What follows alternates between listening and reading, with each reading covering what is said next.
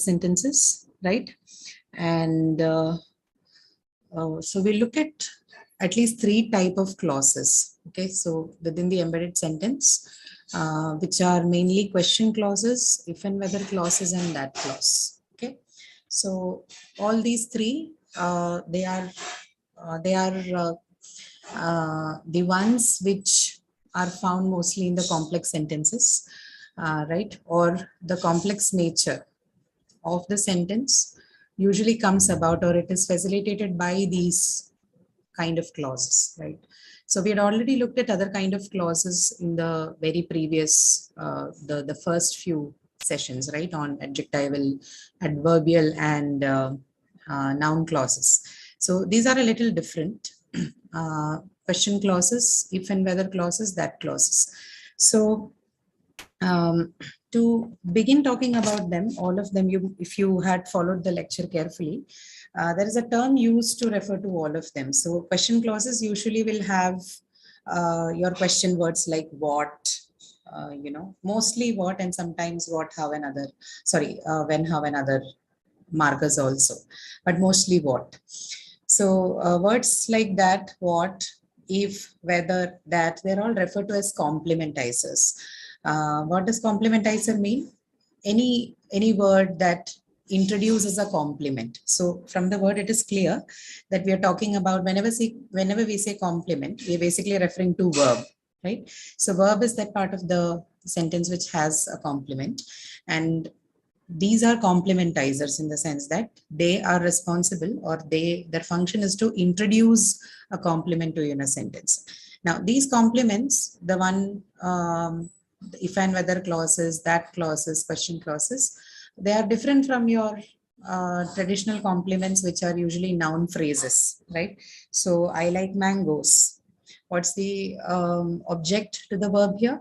Mangoes, right? Like is your transitive verb, and mangoes then become your object to the transitive verb like. So this is a very traditional object or complement of the verb, which is a noun phrase. If and whether clauses, that clause, question clause, in the other hand, what they do is they have they help you add an object to the transitive verbs, but these objects look very different from your traditional objects, which are noun phrases, right? So you won't have noun phrases like mangoes or Chennai or something else as your object. Instead, you're going to have clauses, okay, which could be either a that clause or an if and whether clause or a question clause. So this is the basic idea. So that's about the complementizer and complement, verb, and object, right?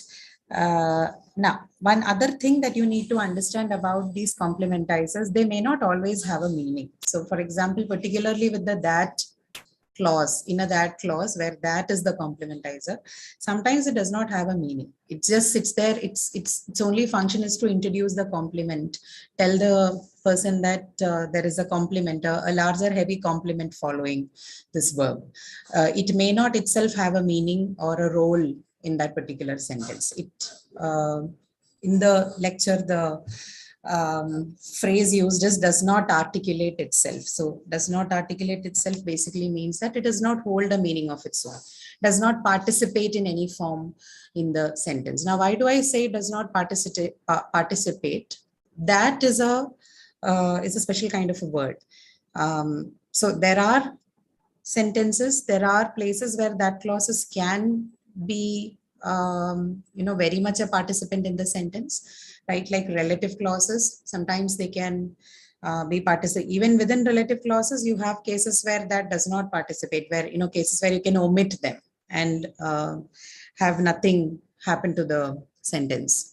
I think from the lecture, to give you an example, one was John knows that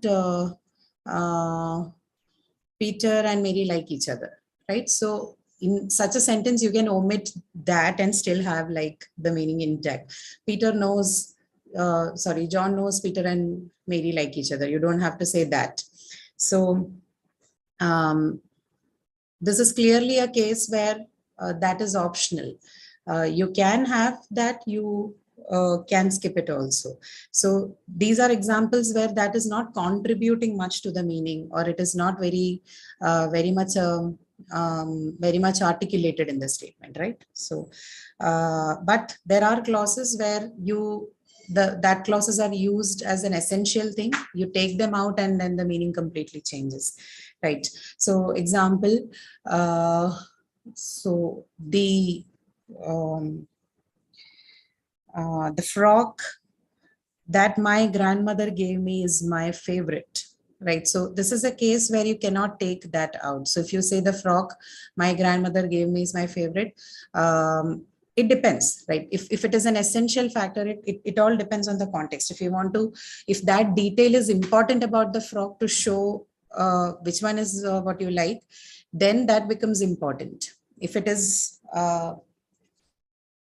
not specific to the context, then you can remove it, right? So that clause in that way has several uses in the language, right? So can be removed at times, sometimes is essential. And in today's class, that clause we are mostly going to discuss with respect to its usage as in the subject position and in the object position, and what happens to it when you use them in the subject and the object position. Okay.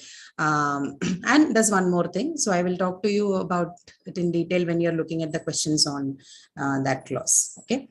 So that clause to begin with can be used in the subject position, in the object position, and also somewhere in the middle if it is used as a modifier, like in the sentence I talked to you about, right? The frog that my grandmother gave me. Here it is a modifier, right? So we'll discuss that. What happens to it? How does it nature changes as and when you use it in different positions? Okay. But that clause is an important part within the embedded sentences. Then you have if and whether clauses and the question clauses. Okay. All of them in at large adding to the complex nature of the sentences, mostly found in complex sentences because they are clauses which can become the subject, object, and modifiers, gives heavy weight to the sentences, right? Helps you form helps you form more intricate sentences with details, unlike a traditional simple sentence which only has a noun phrase as an object or a noun phrase as a subject, right? So these are then very important elements in the language, right? Because they help you add details, they help you elaborate. And if I am to talk with from the point of view of style in writing, it helps you add variety to your writing. Okay, instead of writing small, short, simple sentences with just a noun phrase as subject and a noun phrase as object, this one helps you add more details and add different looking variety sentences to your writing. It makes your writing also impactful as a result. So from that point of view, it is important that we understand the structure, how to write them, and what is their meaning, what is their grammatical meaning when they occupy different positions in a sentence, right? So all of that is what we are intending to understand here. Now, so we will start looking at the exercises. The first one is to identify the complex sentences among the following. Okay, so this is where you will understand how the placement of some of these clauses work in a sentence. What positions can they occupy? Do they go to the object position? Do they go to the subject position? All of this you can see in this particular exercise. So the first question here, I know what she wants. Your task here is to identify if the sentences are complex sentences. By now, you should understand what a complex sentence is. So basically, a complex sentence is anything that has at least one dependent clause and one independent clause, right? So this is your basic understanding, right? And based on that, you need to judge whether the given questions are given statements or sentences are complex or not. Okay, so the first one, I know what she wants. Is this a complex sentence or a simple sentence or a compound sentence? tell me what it is and how is it that you have understood it's a complex sentence or not.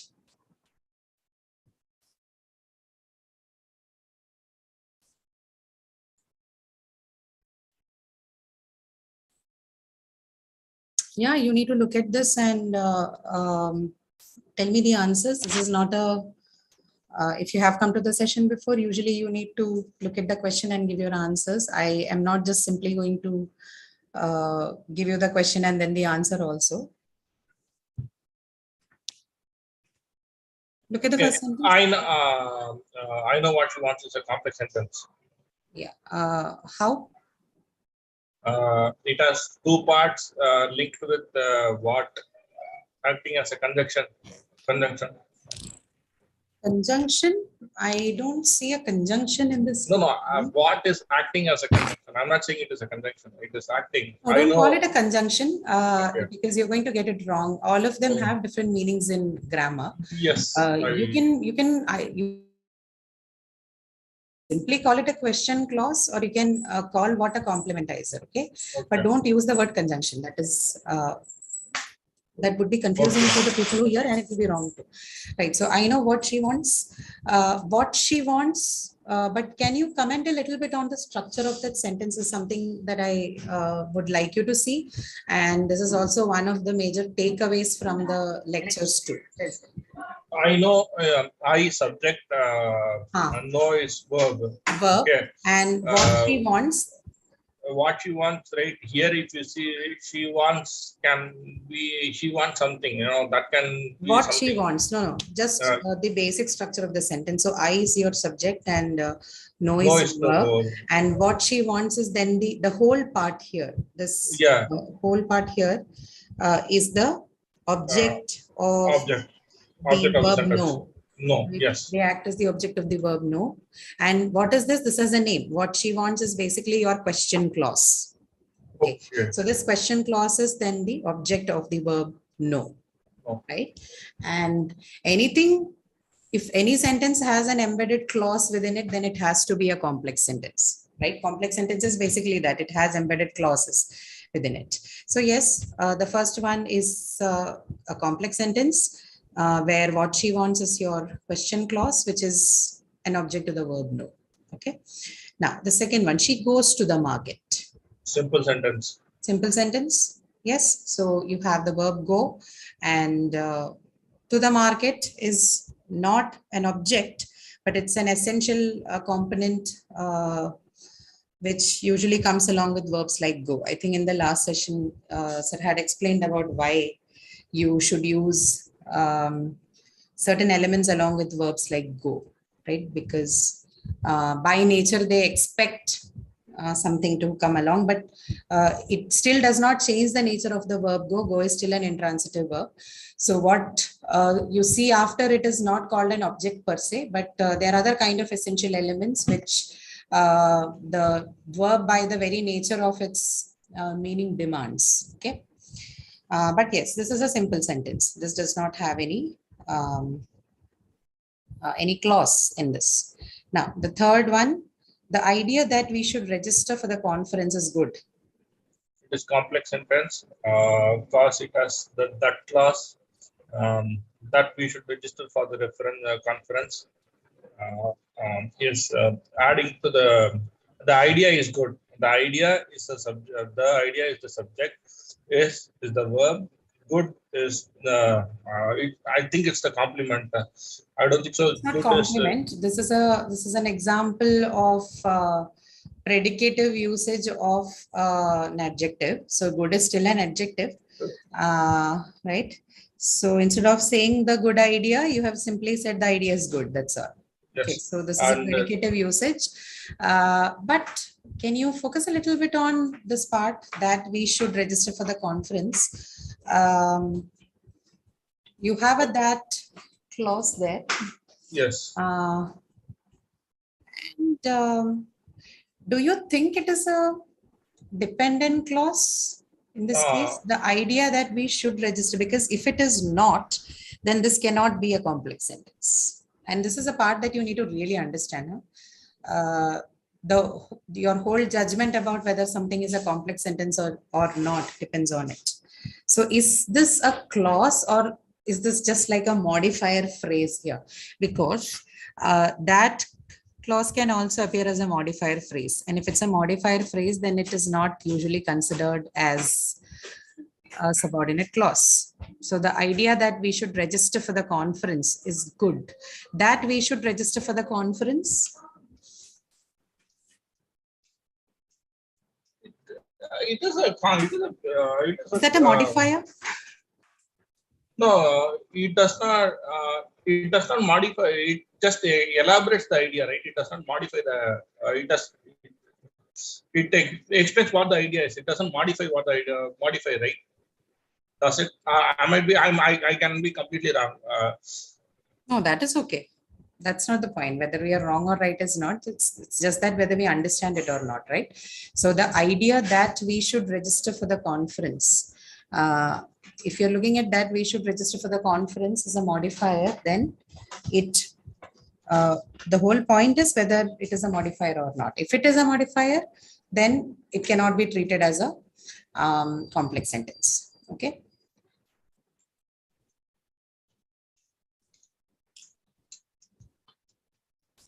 So this one here that we should register for the conference is more like a that clause. It is a modifier, but then it is not. It is also a clause, right? It is modifying, yet it is functioning as a clause here because they don't. There is some reference, but like he was saying, it is more like an elaboration. It's not like, direct reference to each other. Like if I have a sentence like the judge who is my neighbor. Okay. So if I take two things, I have my neighbor and I have judge, and both of them refer to the same thing, right? If this is the case, then in such cases, you cannot call them as, modifying clauses. It would just be like phrases. This is an example actually of the appositive clauses, right? If you remember from the previous classes that we have discussed, when you have two things, two nouns, okay, pointing towards the same thing, referring to the same thing, then we call that as a noun clause in opposition. But this is a case of this is a relative clause here. So we're going to take this as not as a modifier one, but something that acts as a subordinate clause here. So in this case, then if this is a subordinate clause, then definitely this sentence is what? This is a complex sentence. Okay. So idea that we should register for the conference is good. Like he said, the idea is the subject here, and then there is an elaboration. Okay. And then you have the this one is, which is the verb, and then good is an adjective. Okay. In this case, as a predicative usage. So yes, this one also will be treated as a complex sentence. Please analyze your sentences carefully, especially in the cases where you have, multiple things going into one area, right? Take all of them separately, take all of them as separate constituents and see what they are doing to each of the segment, right? So in this case, how is it modifying, right? Is it like a simple modifier, or is it adding and elaborating something? All of this becomes a part of our understanding of whether something is complex or not. So keep this in mind.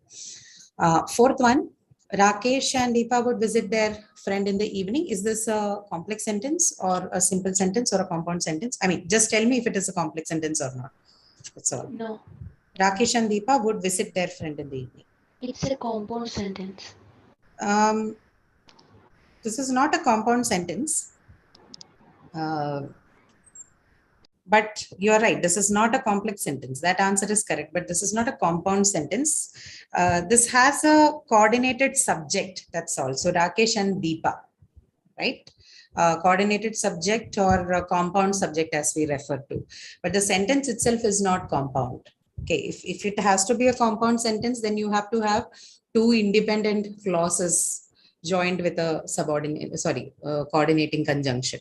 But here you don't have independent sentences. You can separate it out, but in the given sentence, the sentence that you see on screen is not a compound sentence. It has but a compound subject, right? Rakesh and Deepa, coordinated subject or compound subject. But the sentence itself is a simple sentence. So there is a subject and then verb, and then there's the object and the adjunct part. Okay. Rakesh and Deepa, just having and between their, two names there does not make it a compound sentence. Subject is compound for sure. Okay. Understand? I don't know who answered. Do you get the Yes, ma'am. difference? Yes, ma'am. Okay. Then fifth one, I wish that they could come and stay with us. I wish that they could come and stay with us. So that is in brackets because it is optional. You can also skip it if you want. It does not play much of a role there, so you can skip it if you want. I wish that they could come and stay with us. Complex or simple? Complex. Complex, right? So this part, with or without that, is a whole sentence, right? A whole sentence is also a clause. So again, like in the previous, the first one, as you saw, I is your subject, wish is your verb. And this whole part that you see here is your object to the verb wish, right? This is a clause, definitely. And hence, this is a complex sentence, right?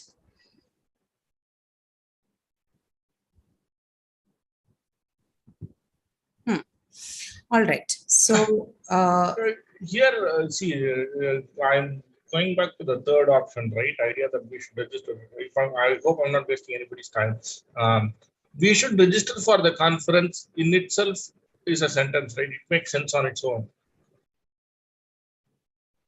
yeah, it is a sentence. Okay. So it is not dependent on the idea is good, correct? Complex, I'm just trying to think through. So for a sentence to be a complex sentence, it should have an independent class and a dependent class, correct? Yes, yes.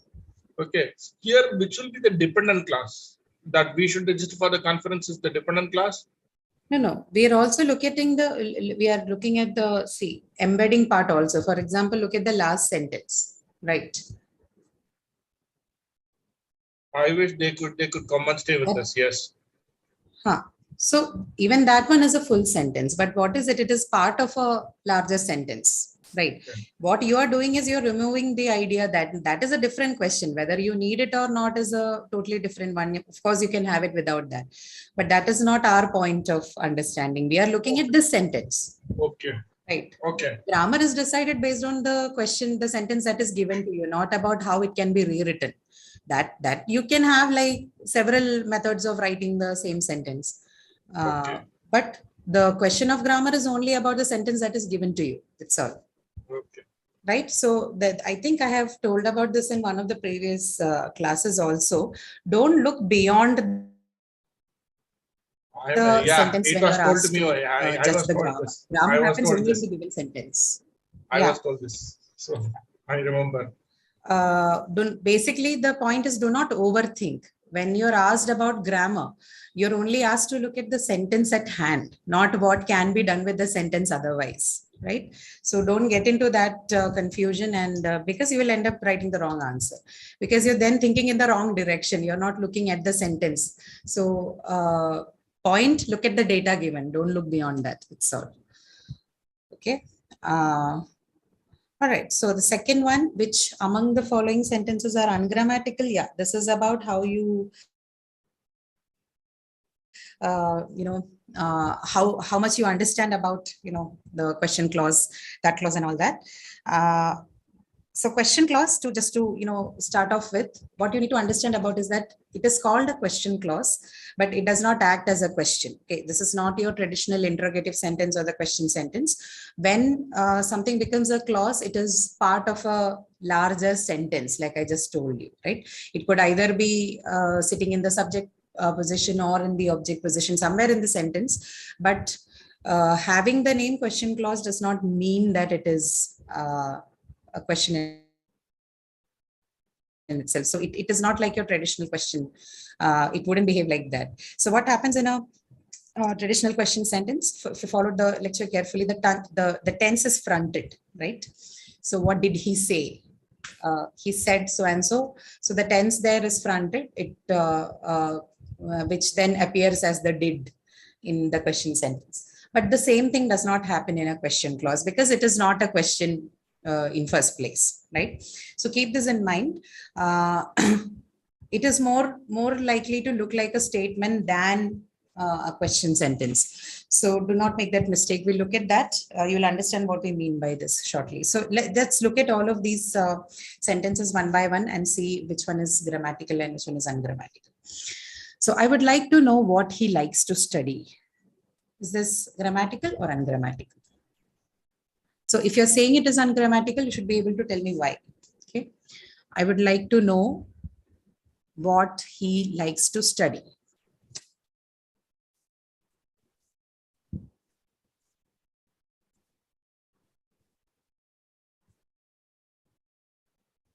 Sounds correct. Grammatical. It is grammatical. Okay.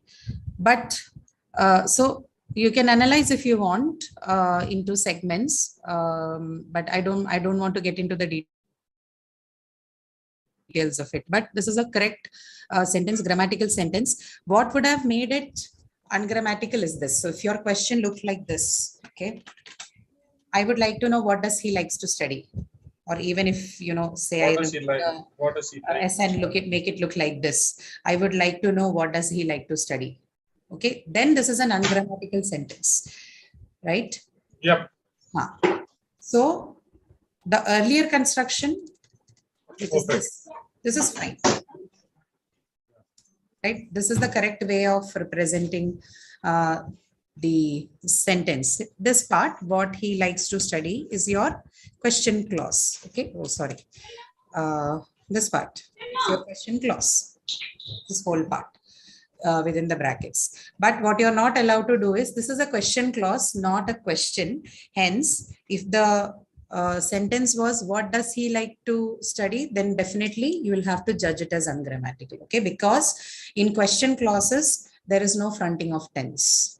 Okay, that happens only for your traditional sentences. Keep that in mind. Next one, I wonder where I left my jacket. I wonder where I had left my jacket. Where I left my jacket. Okay. So you don't, this is grammatical, right? I wonder where I left my jacket, right? But what do you not say? You don't say, I wonder where did I left my jacket or leave my jacket. I wonder why, where I what is it? I wonder where did I leave my jacket. If this was the sentence, then it is wrong. Okay, ungrammatical. This one is grammatical. I wonder where I left my jacket. Okay. Is this point clear to all of you? The thing that you should keep in mind is that there is no fronting of the tense, like it happens for a traditional question sentence. Where did I leave my jacket? What did you do? You removed that tense from the main verb. You put them, you fronted them, and then you had taken it up by the auxiliary do, thus making it did, right? That is what happens for any traditional question sentence. But this is not a question. This is a question clause. A question clause is not a not an interrogative sentence. It is just a question clause. That's all. It behaves more like a statement than an interrogative statement. So third one, would you tell me if Sheetal would attend the meeting? Would you tell me if Sheetal would attend the meeting? Correct? Incorrect?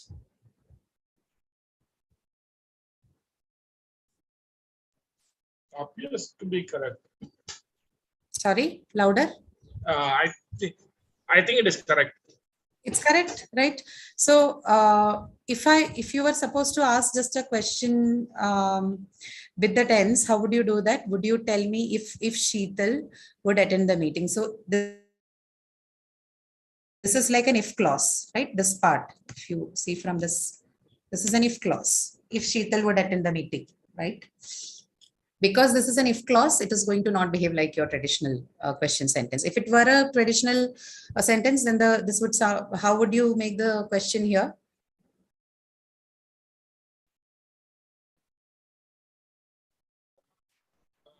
What would Sheetal be wearing for the evening? No. For the meeting, This is the third what sentence. would? Okay. I'm getting confused. What would Sheetal be attending the meeting? By be attending, don't bring in tense from your own. And would Sheetal attend the meeting? That's all. Would Sheetal attend the meeting? The tense of the sentence. Would Okay, Sheetal attend the attend? Right. So I think the example in the lecture was, is the doctor available? Right. So that one, it was easier for you to see, but because you have would here, it is a little confusing. Say, if it was the doctor is available, if that was a sentence, would you tell me, or could you tell me if the doctor is available? Then in that case, if the doctor is available is your if clause here. And if you have to make a question from that, then it would sound like, what would be the right sentence? If the doctor is available. If clause has to be converted to a question, how will it, how would it become? Is the doctor available? Is the doctor available? Right. So in that case, what you did is you've shifted the tense to the front, right? But in the case of clauses, that does not happen. Again, the same thing. We are reiterating the same thing again. The same with question clause, the same with if clause. So just having question mark in a statement does not make, you need to analyze the segment. So the thing that has to go to your head again is that sentence, you do not look at it as a whole. You will have to break it. You'll have to look at it as segments to have proper understanding of what is going on, right? Grammar could be understood only in that way. Okay, looking at it as a whole will not tell you much about it. Okay, now the fourth one, what will you wear for the evening is what? It is correct. It is correct, and it's a traditional sentence, right? What will you wear for the evening? That's all. There is no clause or anything involved here. It's the same simple interrogative sentence. Fifth one, I asked, what did you wear for the evening? I asked. That's wrong because we are fronting the word, fronting the verb. So what you wore is right. So what is the one is correct. Sixth one is the correct one for the fifth one, right? I asked what you wore for the evening, right? Right. Yes. Yeah. So the problem again here is that for the fifth one, what you did is you fronted the tense, and that is not allowed when you're using something as a question clause. Question clause is this one. Okay, the correct question clause one, the clause for that one would be this, what you wore for the evening. This is not a question, it's a question clause, and hence the fifth one, the construction what did you, where you fronted the tense, makes it ungrammatical, right? Seventh one again, with respect to the fifth and sixth. Sentence, it's what did you wear? I asked what did you wore for the evening. It is definitely wrong because one, you fronted the tense and also you used double past tense, wore, did, right? So two markers together, it cannot come because when you look at the structure, there is nothing that can absorb the second tense there. So using two past tense together, wrong. That is one reason. Second thing is also you have fronted the tense for a question clause. So wrong again. Okay, ungrammatical. Eighth one, what did you want? What did you want? Right, wrong? What did you want is correct. What did you want is correct. Okay, what did you want is correct. Which is the, okay, ninth one. I know what you wanted. I know. Again, correct. Past tense of what is what you wanted. So 9 and 10, you read them together. So I know what you wanted. What you wanted is your question clause here. No problem with this because you have not done anything to the tense. It's not fronted. But the 10th one, I know what did you want? Wrong because verb is fronted. Right. So that's wrong. 11th one, I don't know whether Rita will come.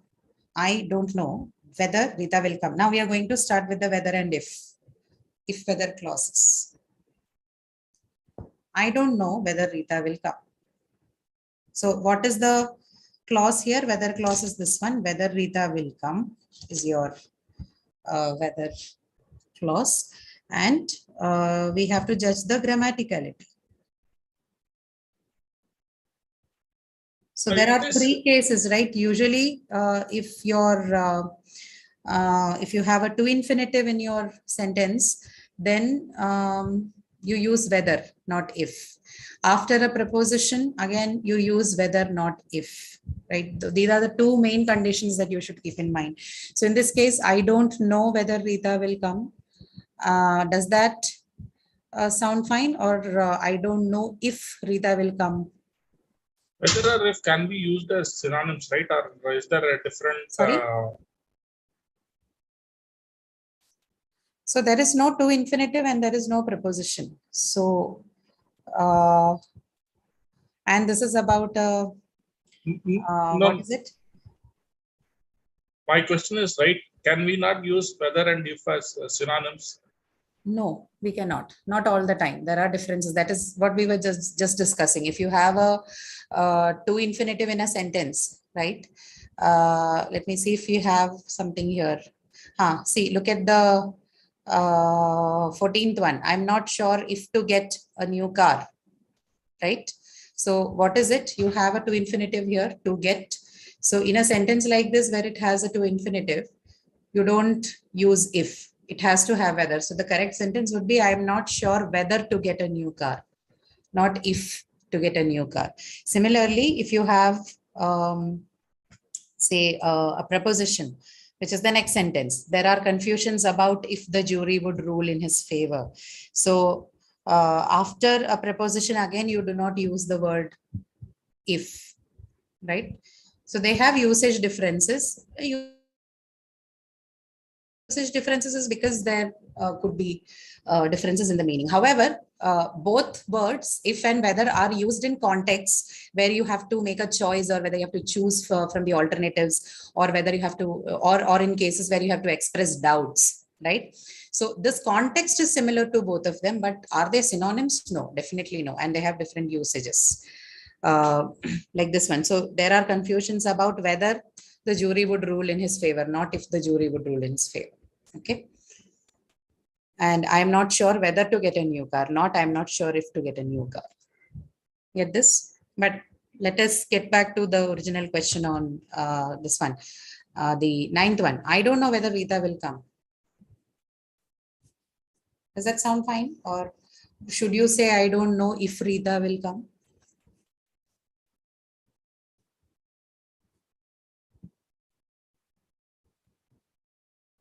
We can use whether, right? There is no issues with the usage of whether. So is that an indirect question? If it's so, yeah, actually, in such cases, you could go for whether. I know whether is actually among if and whether, that is the more preferred one. Actually, the difference would only be this: if you're using if, then it makes a little makes the whole of the situation a little informal. Right.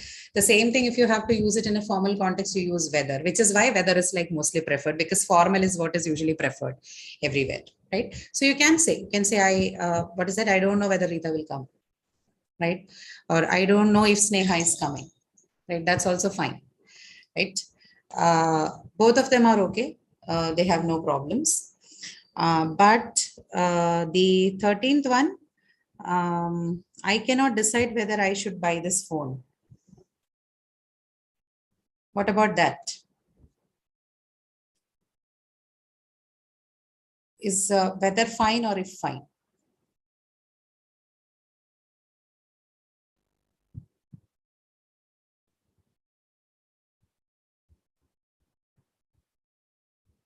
Both actually, right? The same situation exists here also, like you have in the case of the 11th one and the 12th one. The difference would only be that you use one in the formal and one in the informal context. Whether is mostly for all the formal context, and if is all for the informal context, right? So grammatically, they don't make much of a difference in such kind of sentences. The difference of grammar comes only in statements like the 14th one and 15th one, which has a to infinitive, and the 15th one, which has a preposition. about, right? In these two cases where you have an infinitive and two infinitive and a preposition, you have to use whether and not if.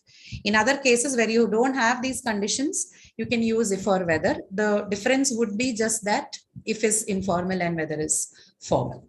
Besides that, you don't see much of a difference there. Okay, get this point? Is that clear? All right. Yes, ma'am. Okay, so now we look at the 16th one then, the problem. Now, this is again a special construction that usually you see with if and whether, the or not construction, okay? So how do we use that? The problem is if or not, we can submit the proposal today. Is that a good sentence? I mean, a grammatical sentence. The problem is if or not, we can submit the proposal today.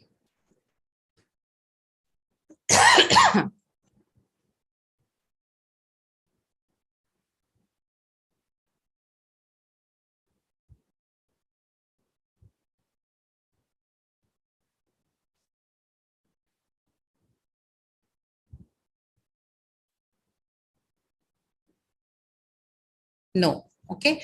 So look at this. The 16th one is ungrammatical. If you're using this particular clause, right? So in this case, what is it? The problem is. So you have the problem as subject. This is your verb, and this part, which is the object. The complement to this one, the verb is the you have to decide whether this has to be an if or whether clause, right? When you have constructions like this, right, or not, when you have or not in the beginning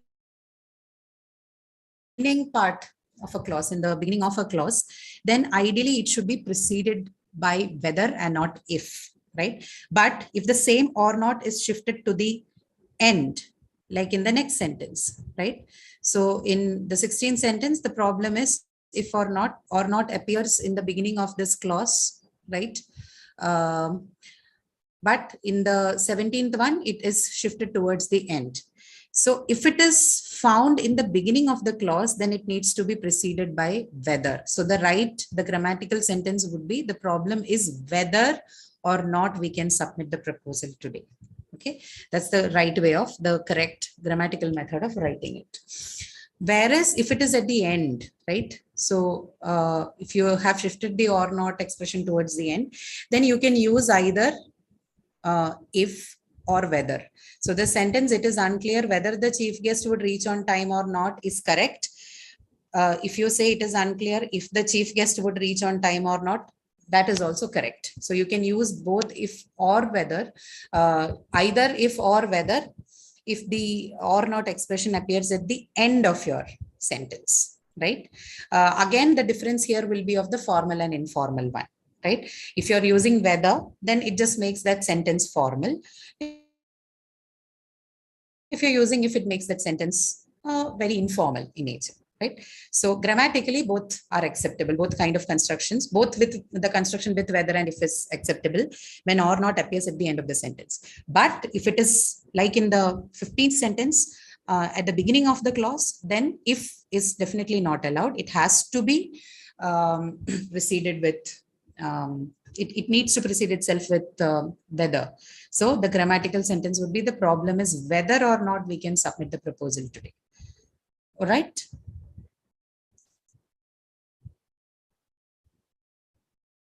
So 18th example, you can look for it. This is another example where or not appears at the end of your sentence, right? So what is this? It is not clear if the president's cavalcade would cross the street or not. So is this grammatical or not?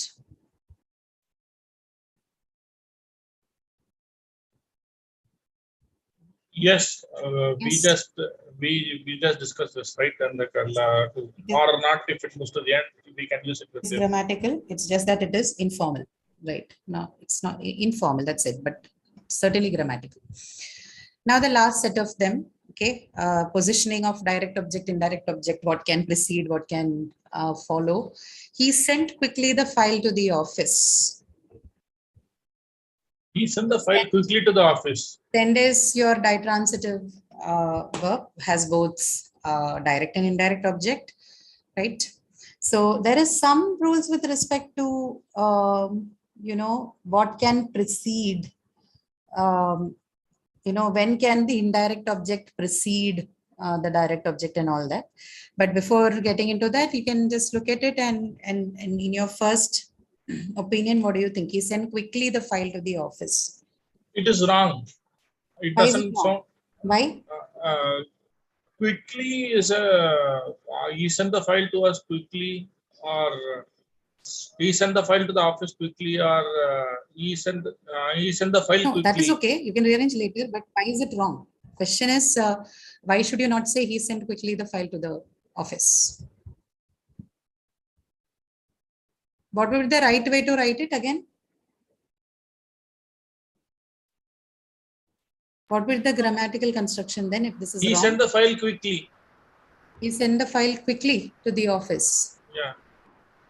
Or is it he sent the file to the office quickly? Which one is right? He sent the office to the file quickly. I would say I would go with the latter. No. What is important is the reason why would you choose this or that? What makes the other one wrong or right? Quickly here is the adverb, right? I'm a little bit hazy about the questioning of the adverb. Quickly is an adverb. Yes, that's right. And so what Ma'am, is? I don't know if it is correct. I think after the verb there Yes, should yes, be who's an this? object. Ma'am, it's Sneha. Sneha. Yes, go ahead. I think after the verb there should be an object, and in this sentence the file is the object. So he sent the file should be in one sentence. I don't know if it is correct. I feel like that. He sent, so you think he sent the file quickly should be Quickly how? to the office. Quickly to the office. Okay, so that Yeah. is your explanation. And what if quickly appears at the end? He sent the file to the office quickly. Does this bring about any change to your understanding? No, ma'am. I think that's also correct. That's also correct. Okay. Yeah. All right. So, right. So there are multiple ways of looking at it, right? So you can either say, so in what happens, the problem appears when you have both direct and indirect objects, right? If there is only one object, then you can either say he sent the file quickly, okay? Or what is the question he sent only, no? Yeah, he sent the file quickly is the correct, you can say it like that. Or you can also say he sent quickly the file, okay? So the problem is when you have two objects, right? If there's only one object present in the sentence, then usually there is no problem. You can either, the adverb can be placed at the end of the sentence, right? So you can say he sent the file quickly, or you can say he sent quickly the file, okay? That's also fine. So with usually with transitive verbs, it's okay. Ditransitive verbs, because they have two objects, the position becomes a little tricky, right? So that that we need to keep in mind. So what happens? What's the correct construction here? He sent the file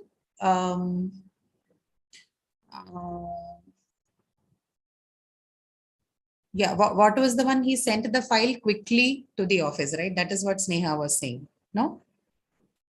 Yes, ma'am. Right. Okay. So you can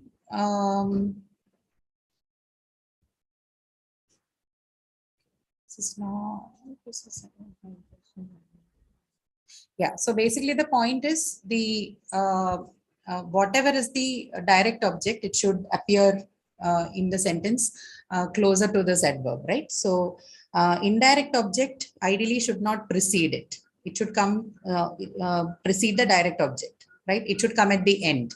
So what she's saying, he sent the file quickly to the office is the correct way of writing it. Understand?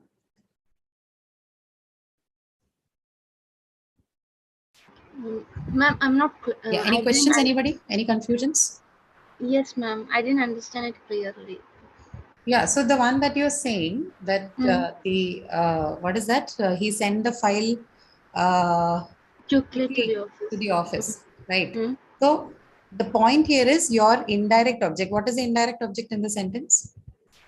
To the office. To the office, right? It cannot precede the direct object. That is the only, here it is more than about the adverb. It is more about the positioning of your direct object and your indirect object. That is what decides the grammaticality of the sentence. Okay, it's not actually the adverb. Okay, whatever the position of your adverb in these kind of sentences, it is mostly the location of the direct and the indirect object that matters. So what is the rule that you follow here? That your indirect object should not precede direct object, which means the first thing that you should see in this kind of sentence should be the direct object, right? Wherever you place the adverb. So he sent the files quickly to the office, not he sent the file to the office quickly.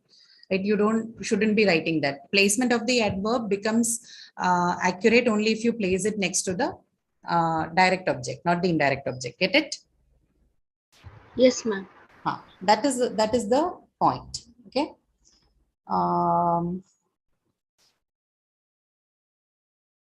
Right. So what is the next one that you have here? He sent to us his CV. Yeah, yeah. Okay, this one. He sent us his CV. The us his 21st CV. one is correct. The 21st one is correct. Oh, you mean he sent us his CV is correct, not he sent to us his CV. Yeah. So again, this is correct. And why? What makes the 20th one wrong? There is no need for the word to. There is no need for the verb. Okay, the word there. To, to. Okay. I see. There is a grammatical reason. I'm unable to, spell it out. Yes, yes. He sent to us his CV.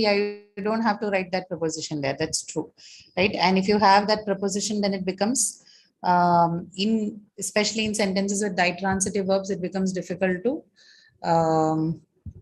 Okay, so this is not a construction. Basically, us is not something that requires a preposition to precede it, right? So he sent to us his CV is not a good sentence. I mean, it's not a grammatical sentence. Okay.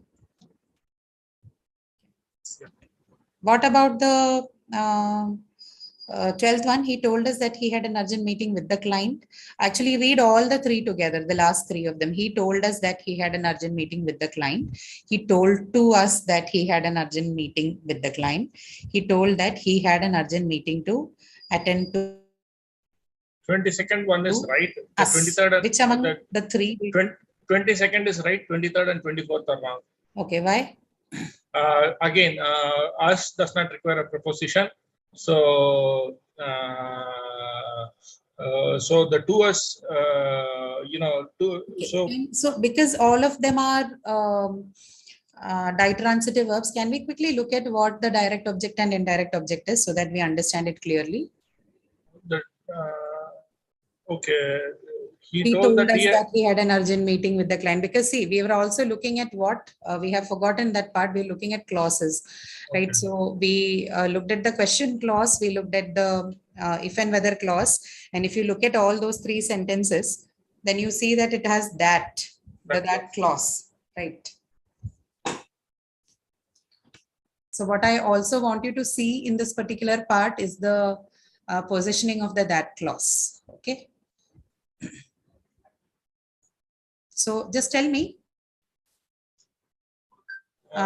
He told that one of all the three sentences. He told us that he had an urgent meeting. Which one is the direct object? 22 is correct. No, forget about the correct and incorrect at this point. Just tell me which one is the direct object and which one is the indirect object. Okay, the direct object is he told that he had a meeting with the client. That is the direct object. Okay, and to whom he told? He told it to us. So us is the indirect object. Urgent meeting with the client is your direct object, which is basically a that clause, and us is your indirect object. Indirect clause. Yeah, so now we know both of them. Now tell me, why do you think 23rd and 24th are wrong? So us will not require a proposition to us. So that is why 23rd is wrong right off the bat. Okay. Yes. So he told to us is definitely a wrong construction sentence. So he told us should be the sentence. Okay. So even the 24th, if you look at the 24th, he told that he had an urgent meeting to attend. Okay. Okay. He is saying. All right. Anybody else? Anyone else who has a response to that? 22 and 23 are right, and 24 is wrong. 23 is right to you. Why is it right?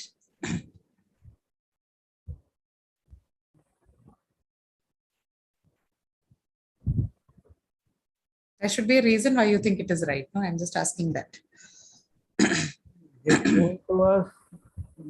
So 22nd is fine. 22nd, everyone has an agreement on that. That is right. But what about 23 and 24? So he says that only the 24th one is wrong. But 23rd is right. You can say he told to us that he had an urgent meeting with the client. Yes, ma'am.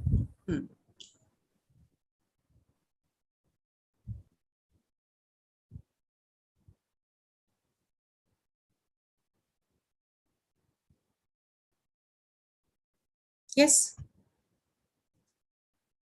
No reasons.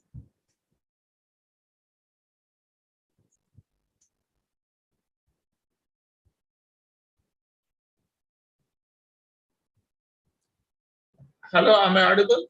Yeah, you are audible.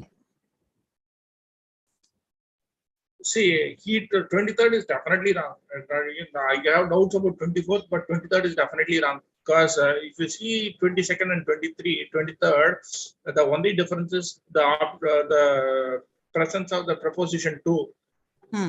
So that is not needed in 23. That makes it wrong. 23 is definitely wrong. 24. So actually, in sentences like this, just to give a hint on what you're all trying to say, when you have this preposition to, right? So the indirect object, whatever in the sentence, what is the indirect object? Us, right? That is your indirect object. So indirect object usually cannot precede the direct object if it has a preposition to. Okay, if there is the preposition to involved, then your indirect object cannot precede the direct object. So if that is the case, then 24th should be right. Huh? Then 24 should be correct, right? He told that he had an urgent meeting to attend. 24th. So the subject is he. Yes. Told verb that he had an urgent meeting. That is what I'm trying to tell you, because everyone is giving now different answers. So turns out that the 24th one is the right one to use. When you have a preposition along with this one, right? When you have the usage of a preposition to, then the indirect object then has to come at the end of the sentence. It cannot precede the direct object. So 24th one is correct. He told that he had an urgent meeting to attend to us is correct. Okay. He told to us that he had an urgent meeting with the client. Grammatically, not wrong, but this is not like a construction that you see very often. What people would do is they would just skip it. They would use the 22nd one. He told us that he had an urgent meeting with the client. But grammatically, even he told to us that he had an urgent meeting with the client is correct. There is no problem with that also. Right? Okay. So both 22 and 23 are wrong here. They are not wrong, but see, with 23, you may not see that construction very often because people would try to skip the two, but all three of them, 22nd, 23rd, 24th, are okay. Okay. The 23rd one may be because there is a preposition to, right? So in the case you have a preposition to, usually what you do is you put that towards the end of the sentence. You don't let it precede the direct object, right? So he told to us by 23rd sounds wrong, or it is not a used construction normally, is because of that preposition to. But what you can do is you can just flip it. You can put it at the end and make it grammatical, like in the 24th one. So instead of saying he told to us that he had an urgent meeting with the client, you can flip it and say he told that he had an urgent meeting. The last one, sorry. He told that he had an urgent meeting to attend to us. Okay. Because of the presence of preposition to. Whenever you have that preposition to with your indirect object, it has to go towards the end of the sentence. The direct object then precedes it. Okay. Just keep one thing in mind, that if you have that preposition to, then the indirect object has to come at the end of the sentence. Okay, like you see in the last one, 24th. Only 24th is a different sentence from 22nd and 23rd, right?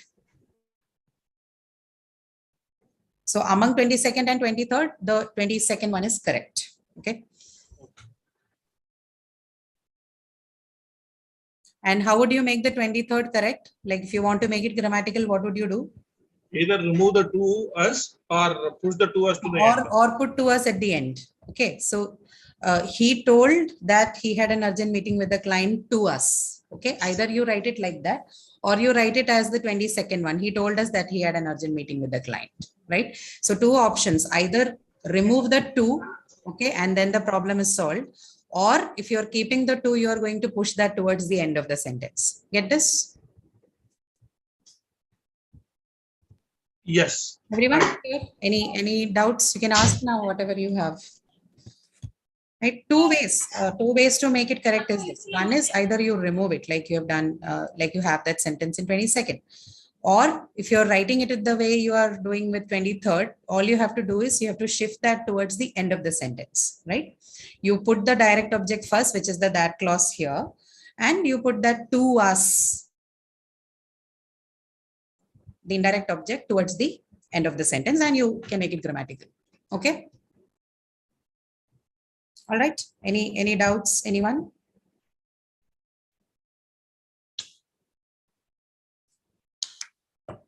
I have not seen who is there in the, so there is Amitesh, No questions, it's clear. Amitesh, Ayush, Jyotirlata, Fatima, Rajat, Sneha, Sushil, Karthik, Manasa, and who is this? Shubhangi.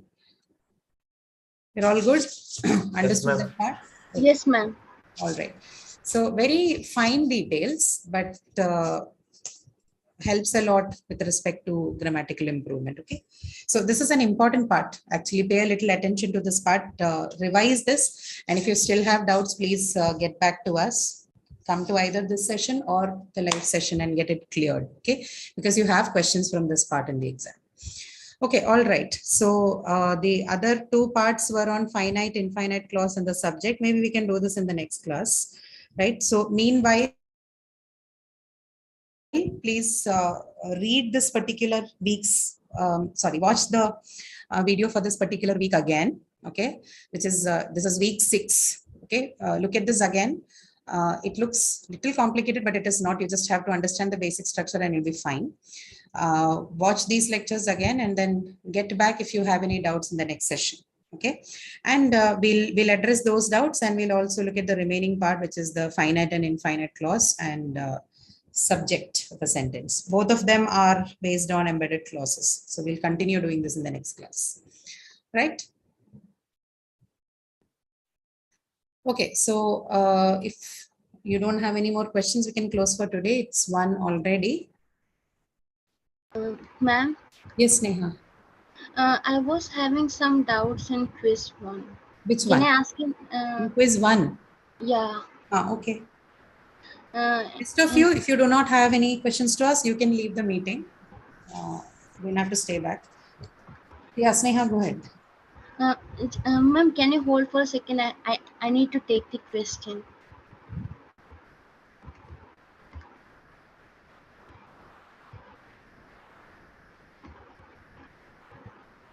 Okay, others, anything related to this one? While Sneha figures out what she wants to ask.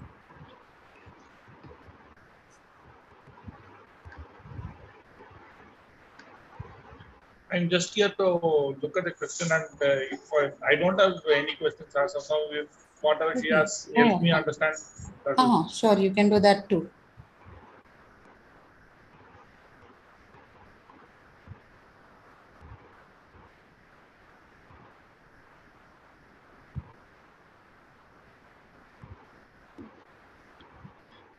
Ma'am, Yes. the question was Rocky built an empire which he dreamed of since his childhood. So the question was Ah, here the adjectival clause modifies. That was the question. ah. Yes, Adjectival clause. yes, ma'am. Ah. So I thought the adjectival clause was he dreamed of since his childhood, though which he dreamed of since his childhood. So I thought it modifies Rocky, but the answer was an empire. Can you please explain which if the adjectival clause which have a choose is wrong or maybe some what I did wrong? Which he, okay, Rocky Builder, please, the sentence again. Ma'am, I copied the question in the chat No, box. you can just say. You can just, Okay. hmm. Rocky built an empire which Ah, he dreamed of since his okay, childhood. okay, okay. So Rocky built an empire which he dreamed of, right? So here the modifier clauses which he dreamed of, and the question was about what does it modify, right? Okay.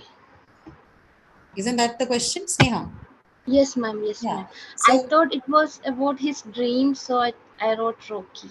no, it is about the empire, right? Rocky. Okay, ma'am. Um, Ma'am, I'm having two more questions. so see, how do you identify it? Modifier phrases, they are always located next to what it is modifying. Okay, they're not away from each other. So here, Rocky Hmm. built an empire, right? Built an empire which he dreamed of. So Hmm. both built an empire and which he dreamed of, aren't they located closer to each other? Yes, ma'am. Right? So you have to, whenever you're looking for what is being modified and what is modifying, Hmm. keep in mind in all sentences, in all grammatical good sentences in English, the modified element and the modifier appear next to each other. They cannot be separated. Okay. So look for what is Okay. next to it. This is definitely not about Rocky, not about the dream, which he dreamt of. Why should it be dream? And if it is a modifier, then it Hmm. modifiers always, adjectival modifiers always modify what, a noun, right? Here Yeah. as from what I gather from you, dream is not used as a noun here, Yeah. right? Yes, ma'am. Yeah. So two things in adjectival modifiers. One, what it modifies should be a noun for sure, and Hmm. the modifier is definitely located. The what is modified is located closer to the modifier. Don't look for it in and around. The rest of the sentence. It is both of them are located close to each other. Okay, ma'am. Okay. Yes, ma'am. Yeah. Ma'am, the next question is uh, we have to people were forced to retreat from the streets. Here the Hmm. subordinate clause function as a that was the question. Hmm. So I was not able to identify the subordinate clause properly. This question I remember. People were forced to retreat, right? Yes, ma'am. People were forced to retreat. This one is the question was to identify the subordinate clause. What was it? Subordinate clause function as. No. So I think they had one option missing in there. They should have added something like an infinitive clause or something. But I don't think this was used for calculation of grade. This was taken out from what I Okay. remember in the forum. Okay. Okay. Ma'am, can you please tell the what it is exactly? I didn't understand this. This is actually not a case of, you know, there is what you have here is just a phrase. Actually, you don't have, the people were forced to retreat. So people, your subject here were your um, verb here, and forced forced to retreat becomes your object part, right? Okay. This is a finite clause for sure, but um, this is not the kind of sentence that should have been given in first place, actually. We'll look at this one later. I'll see what explanation, we can give you based on the topics that was taught to you. There are other things that I can say, but it will only confuse you. So let me look at it carefully and then I'll get back to you. Okay. Okay, ma'am. If you don't mind, post this question in the forum. Okay. Okay, ma'am. This is English too, right? So Yes, ma'am. it will be better. So everyone else can also read. Just put up this question and what exactly your question is in the forum, and I will reply on the forum to this question. Okay. Yes, ma'am. And ma'am, one more question is the last one. Yes, go ahead. Ma'am, just a second. Okay. Here it was, the question was, Jiva drives his car very fast. No, ma'am, it was, my answer was right in that question. Sorry. Only this much is that. Thank you so Your much. answer was right, but did you have a question about this?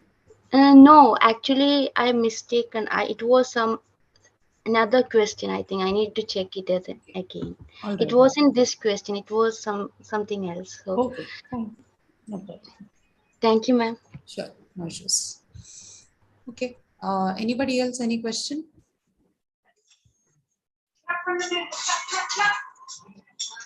Okay. All right. Then we'll meet next week. We'll continue the discussion on the embedded clauses for the next class. And if we have time, then we can take up the next topic. But I would like to keep the discussion continued on the embedded clauses itself. So if you have no more questions, we can stop for today. Thank you. Thank you. Thank you.